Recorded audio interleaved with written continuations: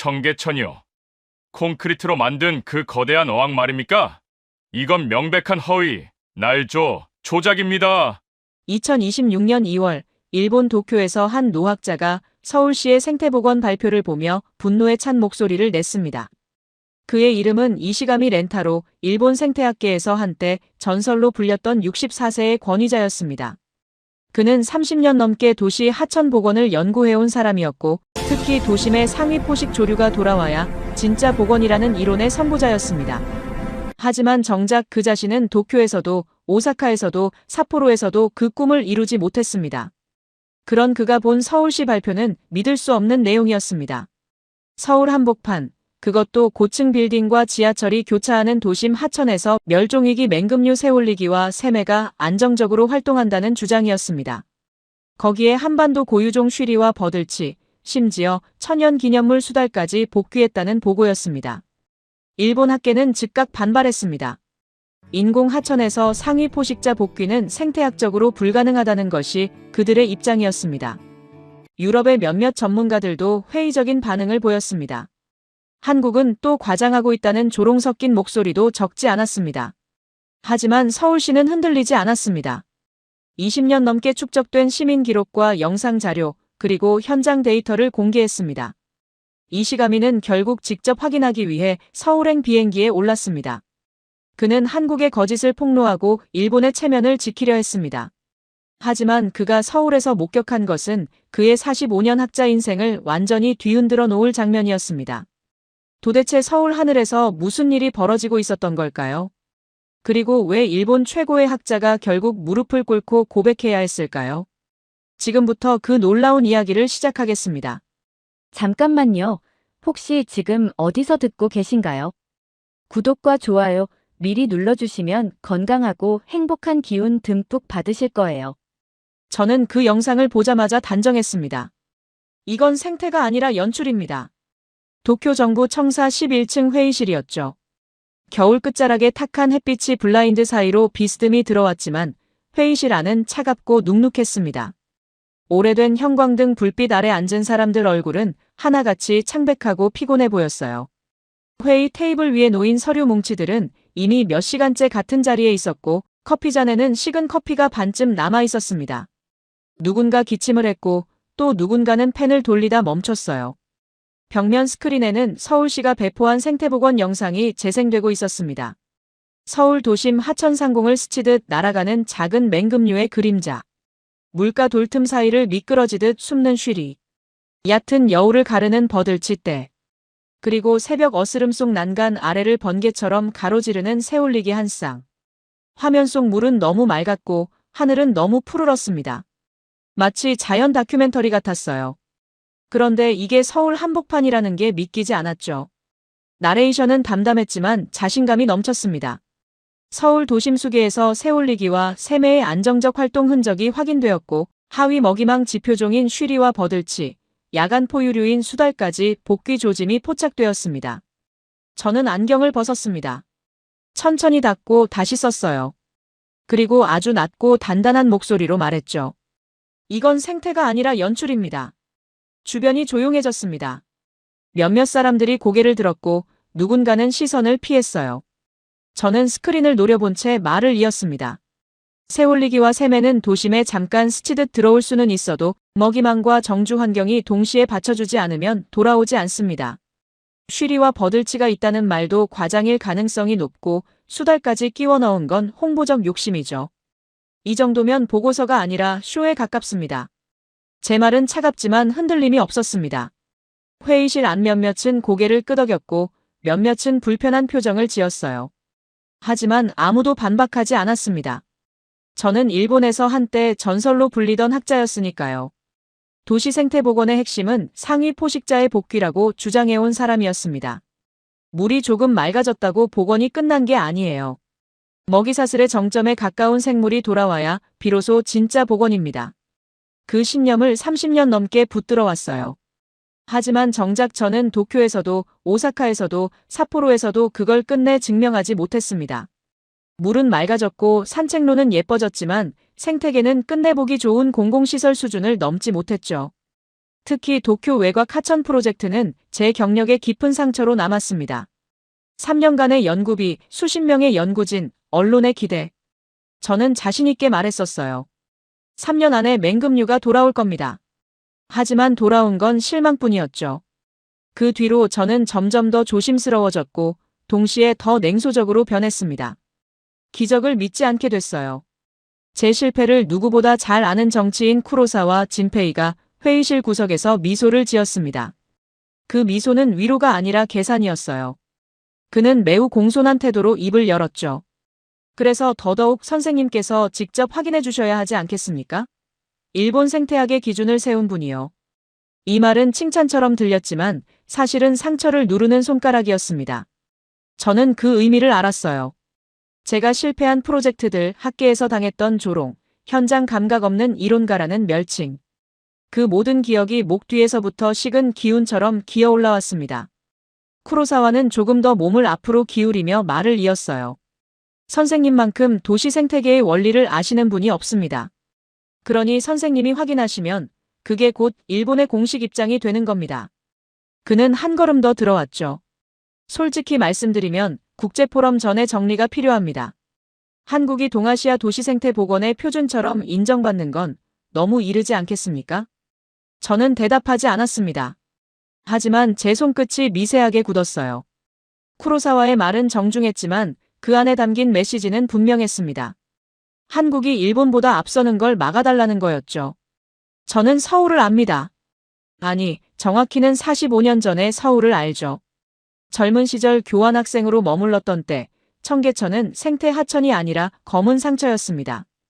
햇빛을 받으면 더 역하게 보이던 물, 시멘트 틈새에 붙어있던 기름때, 가까이 가기만 해도 코를 찌르던 악취. 물고기는커녕 풀 한 폭이 제대로 자라지 못하던 죽은 수로. 저는 그 죽은 물길을 분명히 기억해요.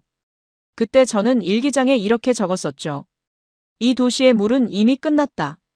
그런 도시에서 그것도 고층 빌딩과 지하철과 자동차, 소음 사이에서 새올리기와 새매가 먹이 활동을 한다는 발표. 이건 제게 단순한 과장이 아니었습니다. 제가 평생 붙든 생태 원리 자체를 뒤집는 주장이었어요. 회의가 끝나갈 즈음 저는 짧게 말했습니다. 가겠습니다.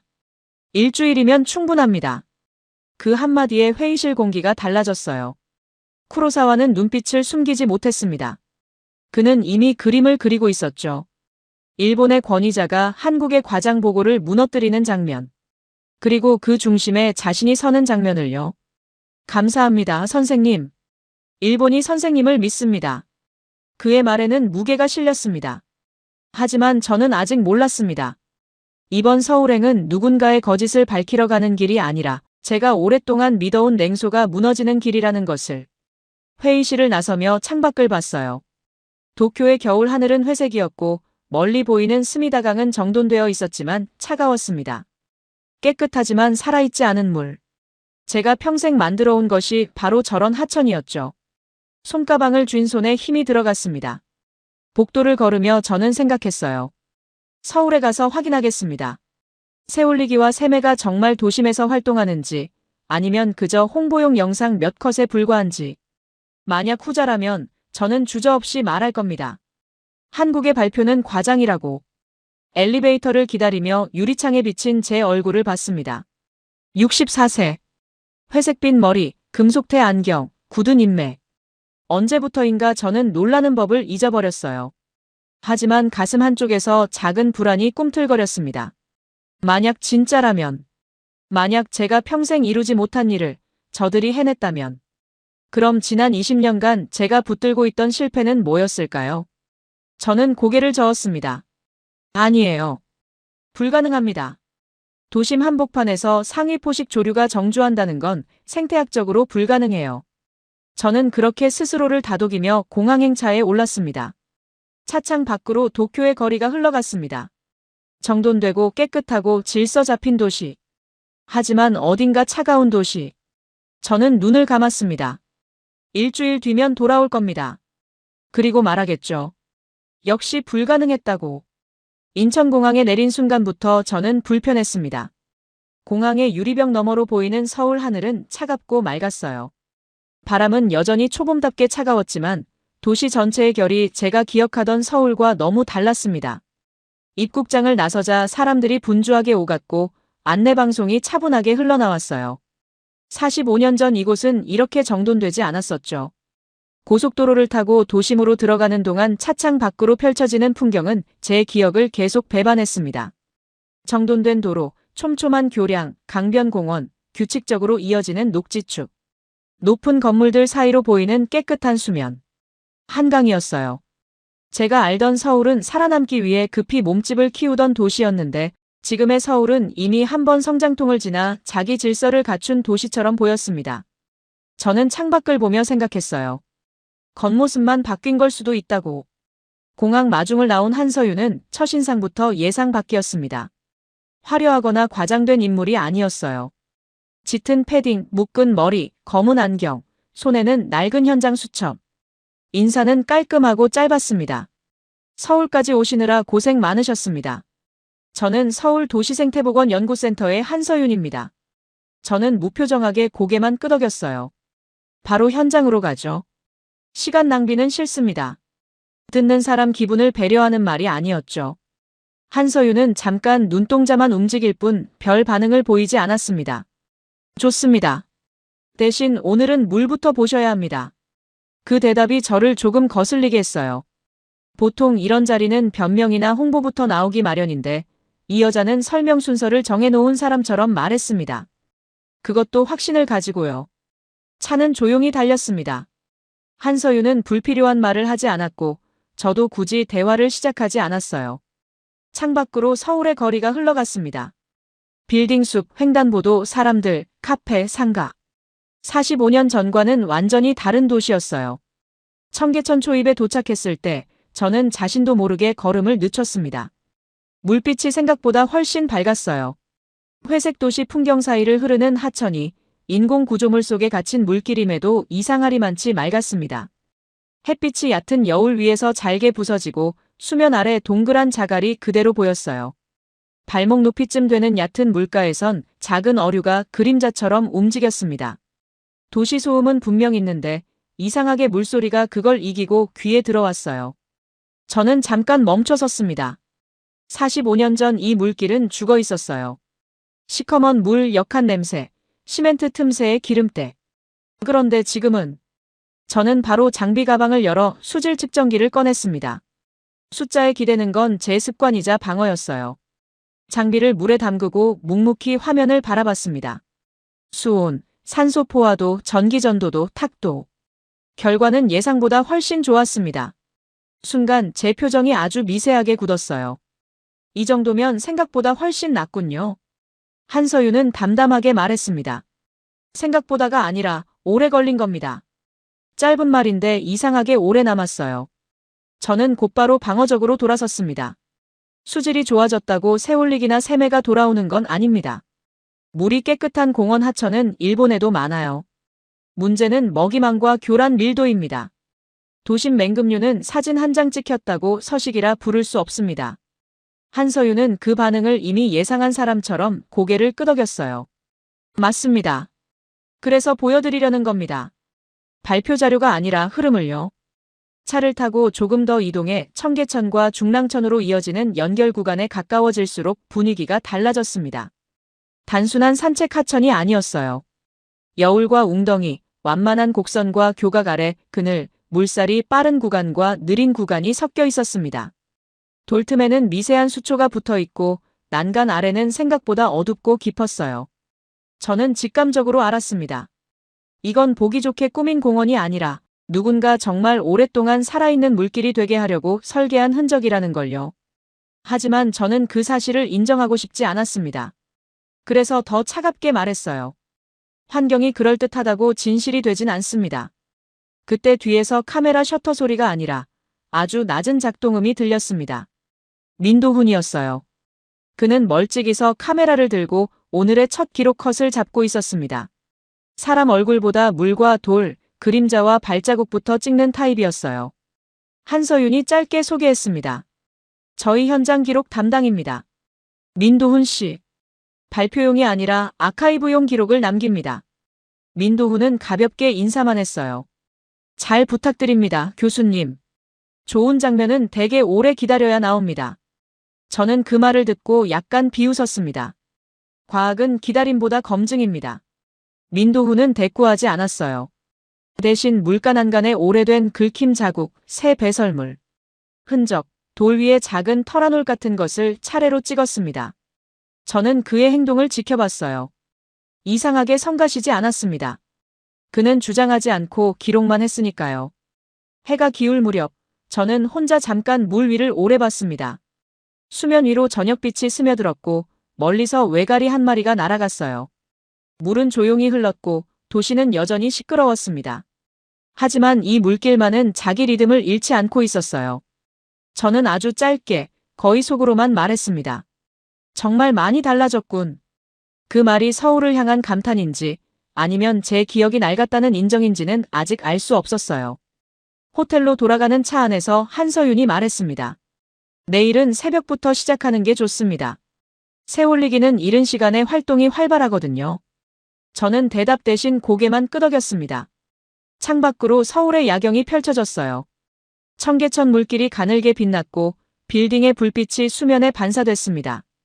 도시는 여전히 복잡하고 분주한데 그 물길만은 이상할 만큼 침착했어요. 마치 누군가 오래 참고 기다린 끝에 겨우 되찾은 호흡처럼요.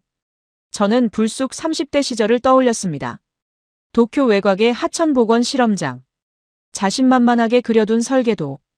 연구비, 언론, 후배들 기대. 그리고 3년 뒤에도 돌아오지 않던 포식 조류. 그때 처음 저는 깨달았어요. 자연은 돈으로 설득되지 않는다는 것을요. 하지만 저는 그 뒤로 더 깊이 들어가지 못했습니다. 불가능했다는 결론 뒤에 숨어버렸어요. 그날 밤 잠들기 전 저는 천장을 오래 봤습니다. 서울의 물은 정말 달라져 있었어요. 하지만 그게 새올리기와 샘에까지 돌아올 정도인지는 아직 모르겠습니다. 내일 확인하겠습니다. 첫 공식 관측은 실패로 시작됐습니다. 저는 오히려 그 실패를 반겼어요. 그래야 마음이 편했으니까요. 오전부터 오후까지 저는 연결 구간과 교각 주변, 여울과 정체수역, 고가 하부의 그늘, 인접 녹지 가장자리까지 샅샅이 훑었습니다. 새올리기는 고속 비행을 하는 소형 맹금이라 관찰이 쉽지 않아요. 샘에는 순간적으로 스치듯 나타났다 사라지죠. 그러니 경험 많은 조사자는 시야보다 흔적을 먼저 봅니다. 배설물, 깃털, 사냥터로 삼을 만한 열린 공간, 갑작스러운 소형 조류의 군집 반응, 전깃줄과 난간의 반복 착지 흔적. 저는 그걸 아주 잘 아는 사람이에요. 30년 넘게 해온 일이니까요. 그런데 이상했습니다. 환경은 맞는 것 같은데 결정적 존재가 보이지 않았어요. 망원경을 들고 하늘을 훑었지만 새올리기의 빠른 비행 궤적은 포착되지 않았습니다. 교각 주변을 살폈지만 샘의 은신 흔적도 명확하지 않았어요. 대신 다른 것들이 자꾸 눈에 들어왔습니다. 수면 아래 돌 그림자 사이로 미끄러지는 버들치. 유속이 바뀌는 경계선에 짧게 번득이는 쉬리. 물가 모래 위에 찍힌 작은 포유류 발자국. 교각 밑에서 갑자기 튀어오르는 소형 새떼. 멀리서 한 번 울고 사라지는 외가리. 도심치고는 지나치게 살아있었어요. 저는 그 사실이 더 불쾌했습니다. 완전히 엉터리라면 훨씬 쉬웠을 텐데 바탕이 너무 좋았으니까요. 점심때쯤 한서윤이 물 한 병을 건넸습니다. 드세요. 오후까지 계속 보실 거면 체력 관리하셔야 합니다. 저는 받았지만 바로 마시지 않았어요. 아직 아무것도 안 보입니다. 한서윤은 담담하게 대답했습니다. 오늘 시간대가 맞지 않았을 수 있습니다. 제 눈빛이 차가워졌어요. 과학자는 시간대 핑계를 대지 않습니다. 처음으로 한서윤의 표정이 아주 조금 굳었습니다. 그러나 그녀는 감정으로 받아치지 않았어요. 핑계가 아니라 습성입니다. 새올리기는 빛과 공기 흐름을 탑니다. 샘에는 더 조심스럽고요. 대신 오늘 교수님도 보셨잖아요. 먹이망 바닥이 살아있다는 건. 저는 말을 잘랐습니다.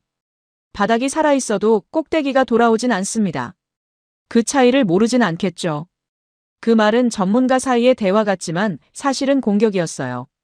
한서윤도 그걸 알았습니다. 하지만 정면 충돌 대신 다른 방식으로 버텼어요.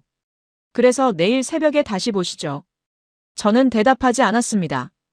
오후 늦게 물가를 걷다가 민도훈이 조용히 불렀어요. 교수님, 여기요. 그는 쪼그려 앉아 진흙 위를 가리켰습니다. 작은 발자국이 줄지어 있었어요. 수달인지 확신할 수는 없지만 적어도 개나 고양이 자국은 아니었습니다. 발가락 배치, 보폭, 깊이가 달랐어요. 저는 무릎을 굽히고 한참 들여다봤습니다. 제 표정에는 처음으로 순수한 집중이 떠올랐어요. 의심도 비웃음도 아닌 집중이었죠. 밤에 찍힌 거군요. 한서윤이 말했습니다. 예. 교란이 줄면 옵니다. 사람 없는 시간에요. 저는 아무 말도 하지 않았습니다. 하지만 그 침묵은 조금씩 무너지기 시작한 방어벽이었어요. 민도훈은 발자국을 여러 각도에서 찍었습니다. 조명, 거리, 주변 환경까지 세심하게 기록했어요. 저는 그의 꼼꼼함을 지켜봤습니다. 이 젊은 기록자는 주장하지 않았어요. 그저 남길 뿐이었죠. 해질 무렵 한서윤이 물었습니다. 어떠셨습니까? 저는 노트를 덮으며 말했어요. 새 올리기도 셈에도 확인 실패. 쉬리와 버들치는 가능성이 있습니다. 하지만 발표 수준의 생태계라고 보기엔 증거가 약합니다. 한서윤은 반박하지 않았습니다. 그녀는 그저 고개를 끄덕였어요. 내일도 함께 보시겠습니까? 저는 잠깐 망설였습니다. 사실 오늘로 끝낼 수도 있었어요. 새 올리기와 셈매를 못 봤으니 발표가 과장이라고 결론 내릴 수도 있었죠. 하지만 뭔가 찝찝했습니다. 환경이 너무 좋았고 먹이망 바닥이 너무 살아있었어요. 내일 새벽에 봅시다. 그 말을 하고 나서 저는 제가 왜 그렇게 대답했는지 잘 모르겠었습니다. 호텔로 돌아가는 차 안 쿠로사와에게서 메시지가 왔어요. 어떤가요? 예상대로입니까? 저는 짧게 답했습니다. 결정적 증거는 아직 없습니다. 다만 발표는 과장일 가능성이 높습니다. 문자를 보내고 나서 저는 창밖을 봤어요. 서울의 야경 아래로 청계천 물길이 가늘게 빛났습니다. 도시는 여전히 복잡하고 분주한데 그 물길만은 이상할 만큼 침착했어요. 마치 누군가 오래 참고 기다린 끝에 겨우 되찾은 호흡처럼요. 저는 다시 30대 시절을 떠올렸습니다. 도쿄 외곽 하천복원 실험장. 3년간의 기다림. 하지만 돌아오지 않던 맹금류. 그때 저는 이렇게 말했었죠. 도심에서는 불가능하다. 그 결론은 제 경력을 지켰지만 동시에 제 꿈을 죽였습니다. 밤늦게 한서윤에게서 짧은 메시지가 왔어요. 내일 오전보다 해 뜨기 직전이 좋습니다. 기다리겠습니다. 저는 답장을 하지 않았습니다. 하지만 잠들기 전까지 계속 그 한 문장을 떠올렸어요. 기다리겠습니다. 누가 누구를요? 연구자가 전문가를요? 도시가 증인을요? 아니면 살아있는 것들이 자신을 의심하러 온 늙은 학자를요? 저는 천장을 보며 생각했습니다. 내일도 못 보면 그때는 정말 끝입니다. 과장 발표라고 결론 내리고 일본으로 돌아가겠습니다. 하지만 가슴 한쪽에서 작은 목소리가 속삭였어요. 만약 내일 보게 된다면, 만약 정말로 새 올리기와 셈매가 서울 도심 하늘을 가른다면, 그럼 저는 어떻게 해야 할까요? 저는 눈을 감았습니다. 잠은 쉽게 오지 않았어요. 둘째 날은 단순 재관측이 아니라 범위를 넓힌 정밀조사로 갔습니다. 한서윤은 오늘만큼은 주도권을 쥐었어요. 청계천 단일 구간이 아니라 연결 수계 전체를 봐야 한다고 말했습니다. 새 올리기와 셈매는 점으로 보시면 안 됩니다. 선으로 보셔야 합니다. 이 말은 단순한 비유가 아니었어요. 맹금류는 하천 하나만 보지 않습니다. 먹이, 은신, 바람길, 고도, 사람의 접근 밀도, 주변 녹지 축까지 함께 봐야 하죠. 저는 그 말이 맞다는 걸 알았습니다. 세 사람은 물길을 따라 움직였어요. 아침 햇살이 비스듬히 들어오는 구간에서는 잔자갈이 노랗게 반짝였고 교각 아래는 서늘한 그늘이 길게 드리워져 있었습니다.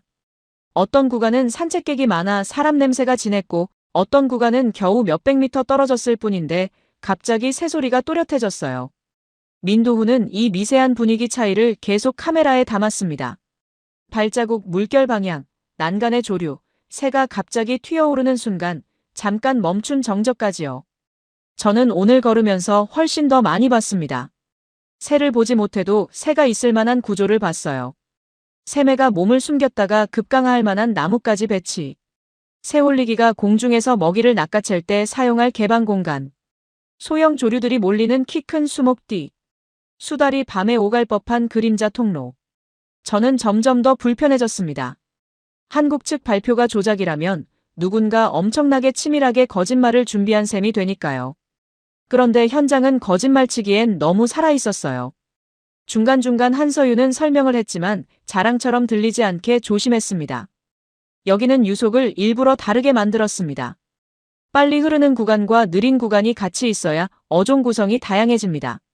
버들치가 붙는다는 건 단순히 깨끗하다는 뜻이 아니라 돌틈과 얕은 여울이 안정됐다는 뜻입니다. 쉬리는 사진보다 먼저 산란 흔적으로 확인됐어요. 사람들은 늘 눈에 보이는 것만 믿죠. 저는 그녀를 흘겨보며 물었습니다. 그런데도 왜 맹금은 안 보이죠? 한서윤은 잠시 말을 멈췄어요. 안 보인다고 없는 건 아닙니다. 다만 함부로 모습을 내주지 않는 것뿐이죠. 그 말이 이상하게 사람 이야기처럼 들렸습니다. 저는 순간 제가 꼭 그런 존재처럼 느껴졌어요. 오랫동안 상처를 감춘 채 쉽게 진심을 드러내지 않는 늙은 맹금류처럼요. 오전 내내 걸었지만 세올리기의 흔적은 명확하지 않았습니다.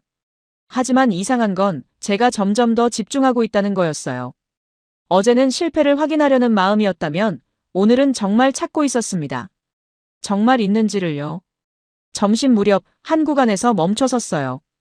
교각 아래 넓은 그늘과 그 너머로 펼쳐진 열린 하늘. 소형 조류들이 모여드는 수목지대와 물가의 완만한 경사. 저는 이 구간을 보며 생각했습니다. 만약 제가 세올리기라면 여기를 쓸 겁니다. 사냥하기 좋고 은신하기 좋고 교란이 적당히 낮으니까요. 한서윤이 제 시선을 따라왔어요. 여기가 가장 자주 목격되는 구간입니다. 저는 고개를 끄덕였습니다. 말은 하지 않았지만 저도 그렇게 생각했어요. 오후 무렵 물가 진흙 위에서 민도훈이 다시 조용히 불렀습니다.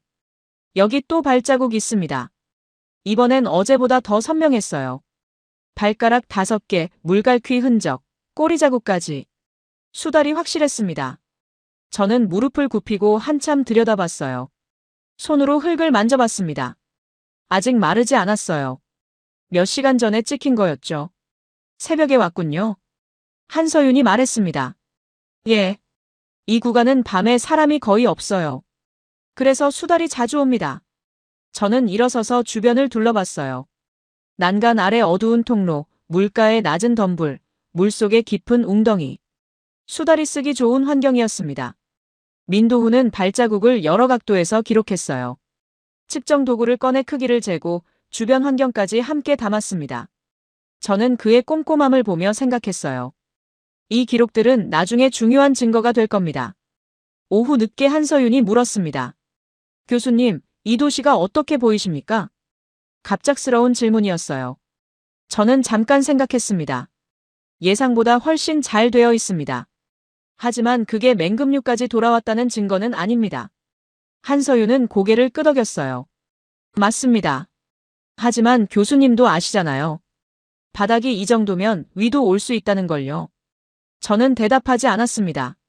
하지만 제 침묵이 이미 대답이었죠. 예, 올 수 있습니다. 이론적으로는요. 저녁이 되자 쿠로사와 쪽에서는 결론을 재촉했어요. 국제 일정상 발표가 필요하니 한국 측 주장이 과장이라는 정도라도 먼저 흘릴 수 있느냐는 식의 연락이었습니다. 저는 답장을 쓰다가 지웠어요.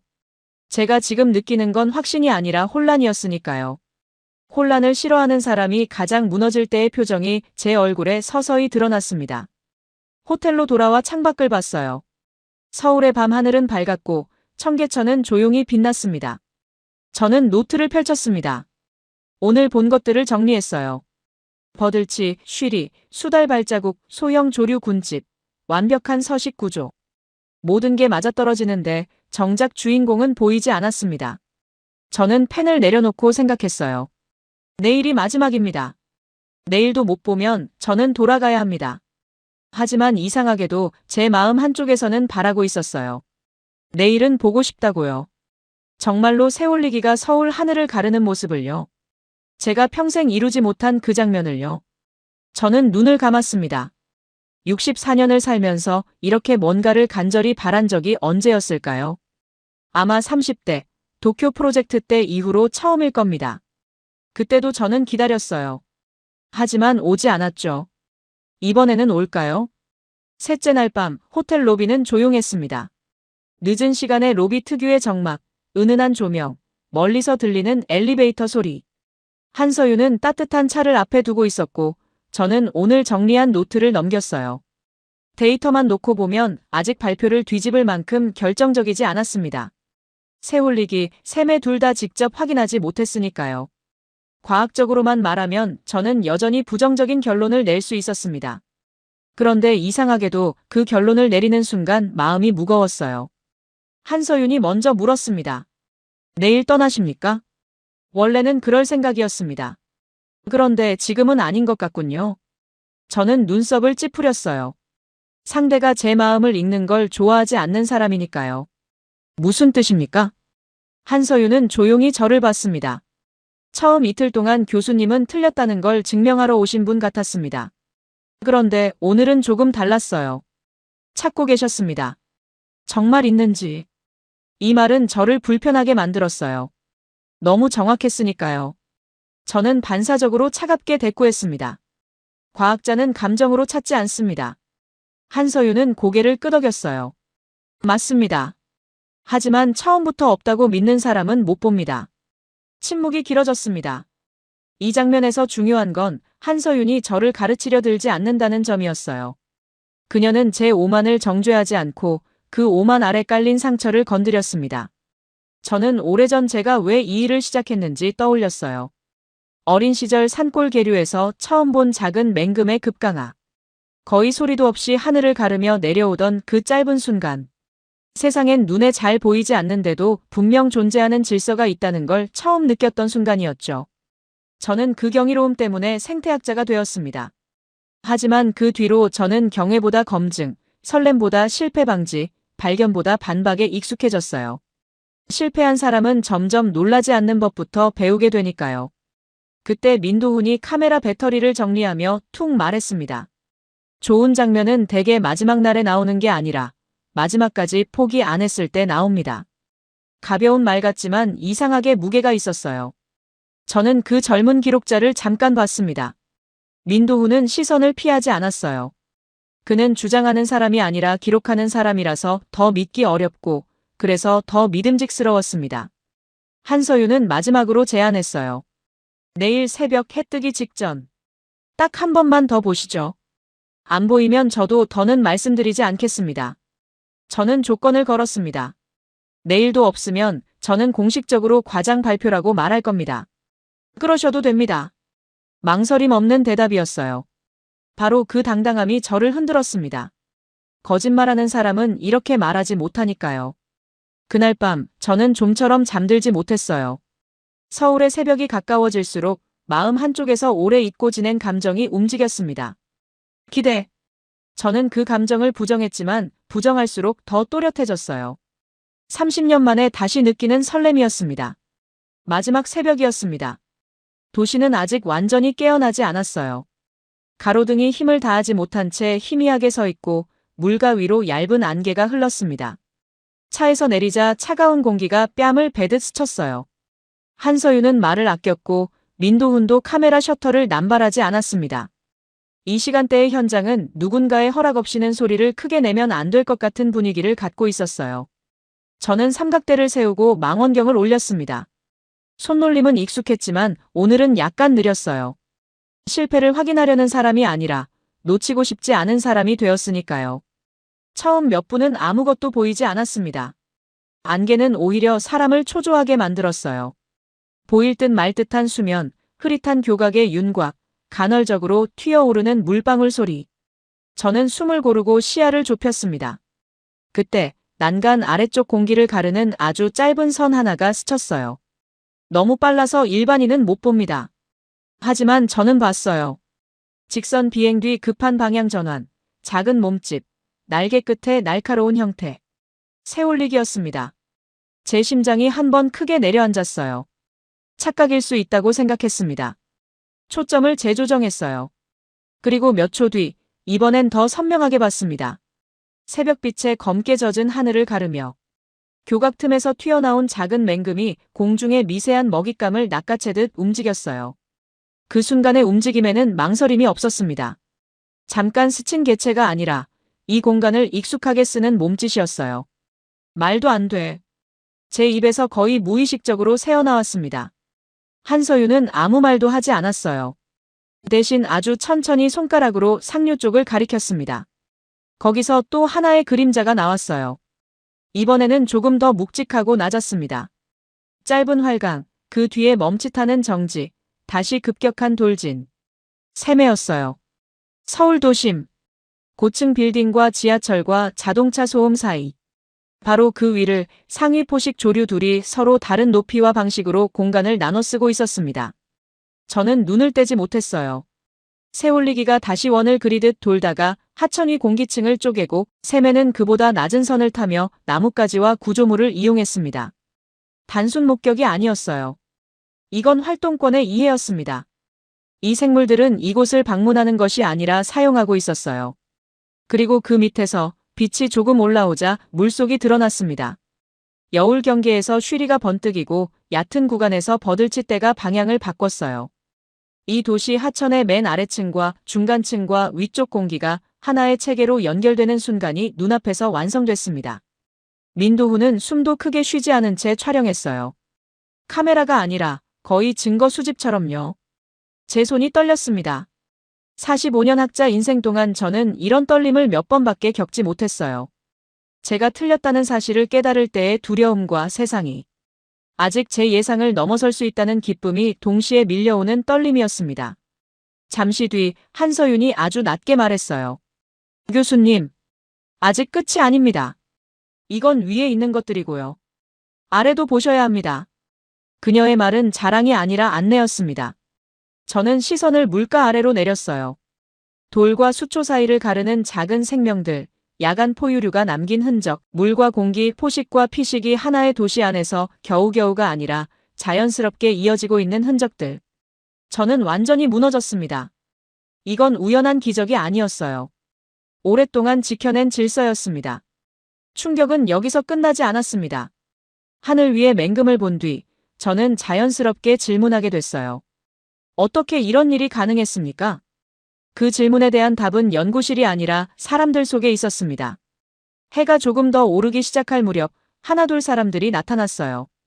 화려한 장비도 없고 특별한 제복도 없었습니다. 두꺼운 장갑, 집게, 작은 수첩, 쓰레기 봉투, 오래 쉬는 장화. 청계천 생태 순찰대였어요. 출근 전 잠깐 들른 직장인도 있고 은퇴 후 매일 나오는 노인도 있고 상가 문 열기 전 둘러보는 자영업자도 있었습니다. 어떤 이는 새 흔적을 기록하고 어떤 이는 물가 쓰레기를 줍고 어떤 이는 밤사이 훼손된 구간이 없는지 확인했어요. 저는 그 광경을 믿기 어려워했습니다.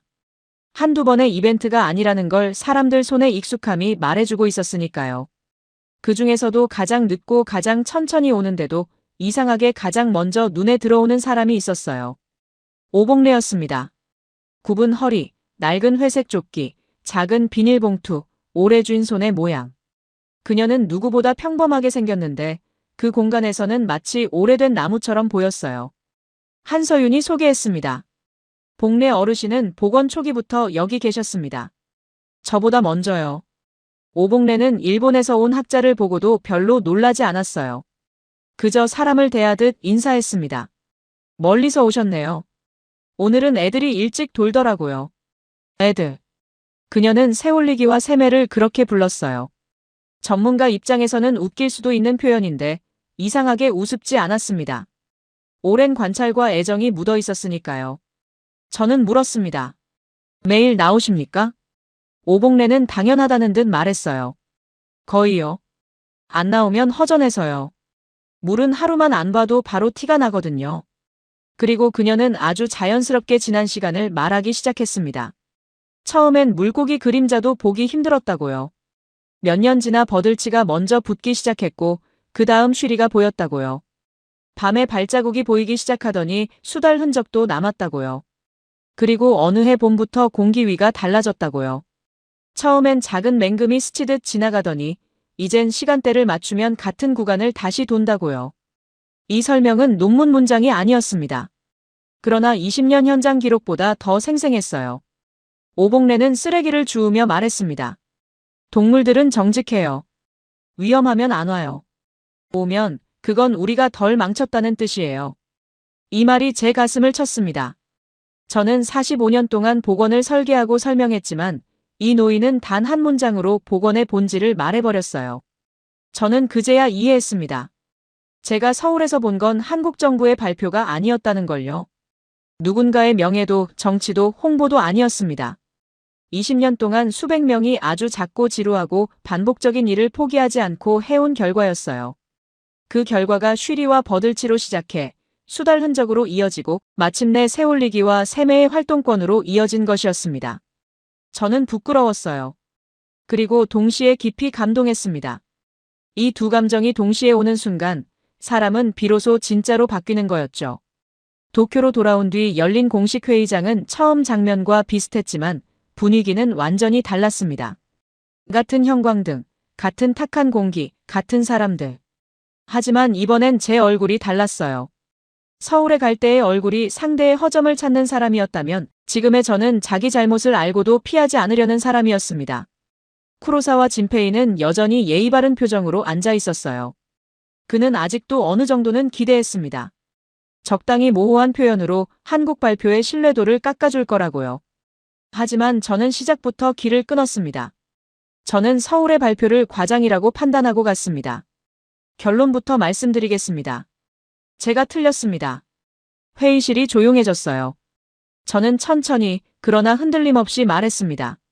서울 도심숙에는 단일종의 우연한 출현이 아니라 하위 먹이망과 중간층, 상위 포식, 조류 활동권이 연결된 복합 생태 구조를 보여주고 있었다고요. 쉬리와 버들치, 수달 흔적은 바탕이었고 새올리기와 세매의 반복 활동은 그 바탕 위에서만 가능하다고요. 그건 홍보 영상이 아니라 오래 축적된 현실이었다고요. 민도훈이 남긴 현장 영상이 재생됐습니다. 새벽 안개를 가르며 스치는 작은 그림자, 교각 아래를 타는 공기 흐름, 물속 생물의 움직임, 오복래의 손, 순찰대의 기록, 사람 없는 시간의 하천. 영상이 끝나자 누구도 쉽게 입을 열지 못했어요. 쿠로사와가 결국 반응했습니다. 일시적 현상일 수 있습니다. 저는 고개를 저었어요. 일시적 현상은 저렇게 안정적으로 공간을 나눠 쓰지 않습니다. 그리고 일시적 현상은 시민의 20년 기록과 맞아떨어지지 않습니다. 그 순간 중요한 건 한국이 대단하다고 칭찬하는 말이 아니었어요. 더 중요한 건 제가 제 실패의 언어를 바꾸는 것이었습니다. 우리는 복원을 시설로 생각했습니다. 그들은 시간을 들였습니다. 우리는 결과를 원했고 그들은 관계를 지켰습니다. 그것이 차이였습니다. 이 말은 일본 회의실 안에 있는 모든 사람에게 불편한 진실이 됐어요. 몇 달 뒤 저는 다시 서울을 찾았습니다. 이번엔 검증자가 아니라 배움의 자세로요. 한서윤과 함께 정리한 도시생태 복원 매뉴얼 초안을 들고 왔어요. 단순 기술서가 아니었습니다. 시민 순찰 체계, 시간대별 교란 관리, 연결 수계 설계, 기록 방식, 주민 참여 프로토콜까지 모두 담긴 문서였어요. 오복래는 그걸 보고 웃었습니다. 이제 저 물길도 친구들이 생기겠네. 저는 물 위를 보며 대답했어요. 이제야 조금 알겠습니다. 복원은 구조를 만드는 일이 아니라 돌아와도 괜찮은 곳으로 만드는 일이었군요. 그리고 마지막 여운이었습니다. 몇 달 후 일본의 한 하천에서 새벽 공기 위를 가르는 작은 맹금의 그림자가 처음 포착됐어요. 단정할 순 없지만 누군가는 말했습니다. 정말 시작된 걸지도 모릅니다. 저는 그 소식을 듣고 창밖을 봤어요. 도쿄의 하늘은 여전히 회색이었지만 이제는 달라 보였습니다. 불가능이 아니라 아직 이루지 못한 가능성으로요. 64세에 배운 가장 중요한 교훈이었습니다. 포기하지 않은 사람들이 만드는 기적은 진짜라는 것을요.